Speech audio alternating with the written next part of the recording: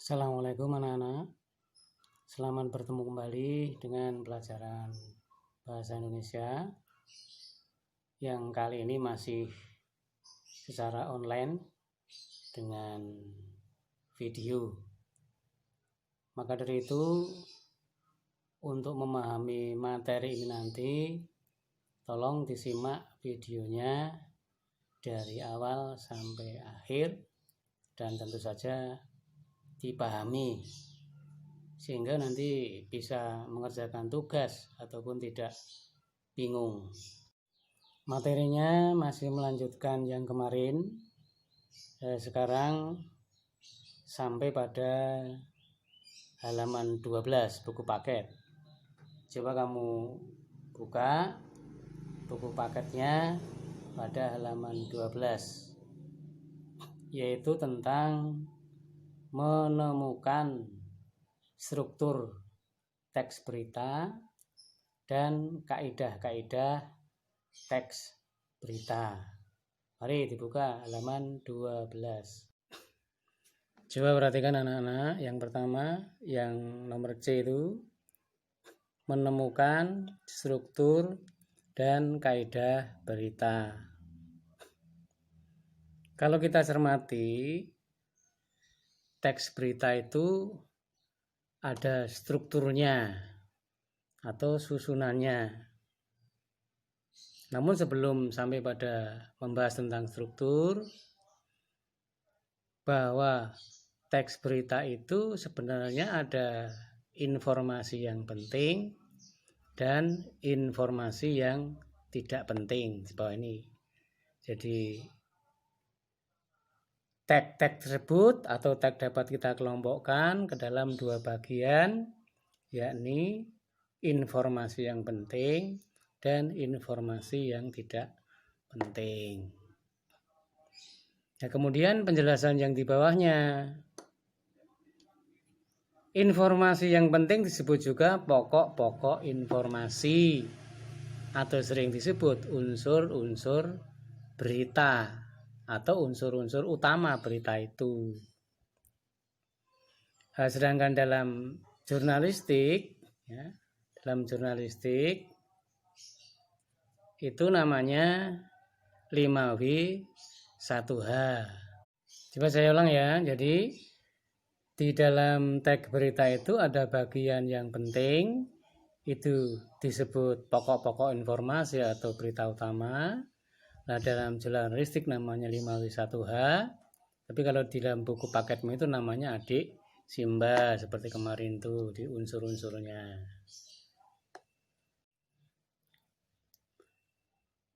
Jadi kamu buka halaman 13. Keenam pernyataan itu lazim ditempatkan di bagian awal pemberitaan. Jadi unsur-unsur dari 6 itu diletakkan biasanya bagian awal berita. Nah, di dalam struktur namanya adalah kepala berita. Nah, jadi kepala berita. Nah, kemudian juga di dalam tubuh berita. Jadi unsur-unsur beritanya diletakkan pada awal berita, namanya adalah kepala berita dan tubuh berita. Adapun susunan dari unsur berita itu variasi, bervariasi. Kemungkinan dimulai dari apa, atau bisa dimulai dari kapan, atau dimulai dari bagaimana dan seterusnya. Sedangkan informasi yang kurang penting disebut ekor berita. Jadi bagian ekor berita adalah setelah kepala dan tubuh berita itu. Coba perhatikan gambar yang di bawah itu. Pada gambar ini ada unsur apa, siapa, di mana, kapan, mengapa, dan bagaimana, merupakan unsur yang penting atau informasi yang penting diletakkan pada kepala berita dan tubuh berita. Sekarang kamu cermati halaman 14. Dengan struktur penyajian yang semacam itulah, susunan informasi dalam suatu pemberitaan tersaji dalam pola piramida terbalik. bagian awal merupakan bagian pokok dan semakin ke bawah berita itu merupakan perincian-perincian yang sifatnya cenderung tidak penting. Coba kamu perhatikan, jadi disebutnya tadi seperti piramid terbalik. Jadi gambarnya seperti ini, kepala berita, kemudian tubuh berita, ini isinya unsur-unsur berita. Nah, kemudian ekor ini adalah merupakan informasi lain yang tidak penting. Nah, ya walaupun ada kaitannya dengan ini, unsur ini namun tidak penting ditulis, mungkin merupakan kesimpulan atau apa begitu. Ini merupakan ekor berita. Oleh karena itu, jika kita tidak cukup waktu untuk mendengarkan keseluruhan informasi, dengan hanya memperhatikan bagian awalnya saja, kita telah mendapatkan informasi pokok dari berita tersebut, atau bahkan kita bisa memahami keseluruhan dari berita tersebut. Itu antara lain anak-anak tentang struktur berita. Jadi dari struktur berita itu kita memahami bahwa berita itu ada hal yang penting dan tidak penting. Kemudian yang penting itu diletakkan pada unsur-unsurnya, yaitu apa, siapa, di mana, mengapa, bagaimana itu.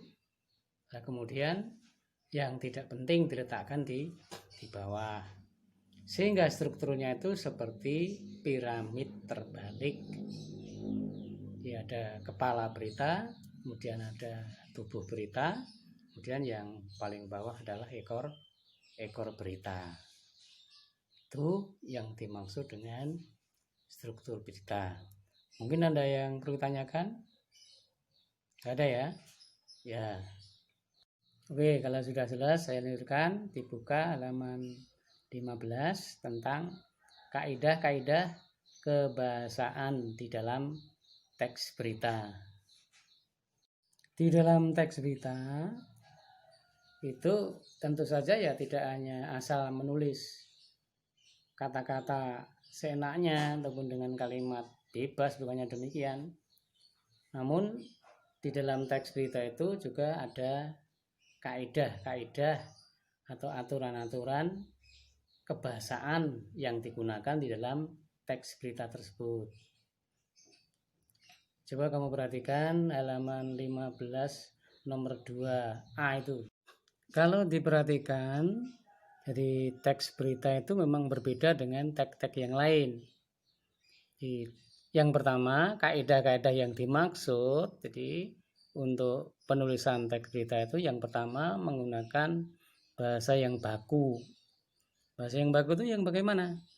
Bahasa yang sesuai dengan Kamus Besar Bahasa Indonesia atau sesuai dengan ejaan yang disempurnakan, atau dalam bukumu disebut bahasa standar. Karena apa? Karena bahasa standar ini akan lebih mudah dipahami oleh pembaca, oleh pendengar. Kemudian B, ya, yang B menggunakan kalimat langsung sebagai variasi dari kalimat tidak langsungnya. Jadi menggunakan kalimat langsung atau petikan langsung. Kemudian yang ke C, kalau ini ada contohnya ya, ada contohnya kalimat langsung. Masyarakat, wisatawan, dan pendaki tidak diperbolehkan mendaki dan beraktivitas dalam radius 2 km dari kawah Gunung Slamet paparnya. Itu kan kalimat langsung ini. Ya, jadi cirinya kalimat langsung itu yang di petikan langsungnya itu ada tanda petiknya, kemudian koma, yang mengatakan atau orang yang mengatakan. Ini contohnya kalimat langsung. Kemudian yang C kamu perhatikan, yang C menggunakan konjungsi bahwa yang berfungsi sebagai penerang kata yang diikutinya.